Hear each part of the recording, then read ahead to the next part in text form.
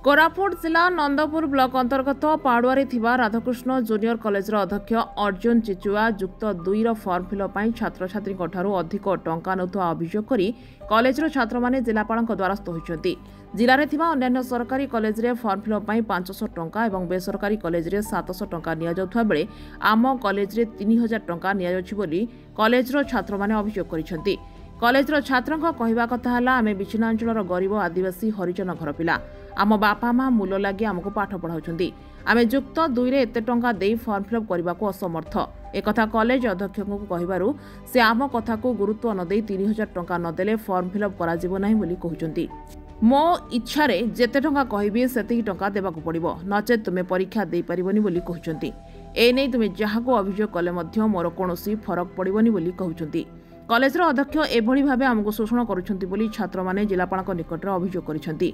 एभली कॉलेज अध्यक्षों को बहिष्कार करा जाउ बोली छात्र माने जिलापाल को लिखित दाबीपत्र प्रदान करिसेंती। शिक्षारु वंचित कले आमे आत्महत्या करिबो बोली कॉलेजर छात्र मंटू खिल कहिसेंती। हमको फॉर्म फिलअप फीसटा गवर्नमेंट कॉलेज मान को 520 टका नौकरी आ प्राइवेट 700 टका नौकरी सर तापर आमको 3000 टका नौकरी सर से जो बोल के आम फीस माने बहुत नहीं जाउछंती सर आउरे आम बहुत असुविधा होछु आम तो काम हमर बाबा माँ एते कष्ट करूछंती किंतु एते फीस नेले आम केमती करिवो सर।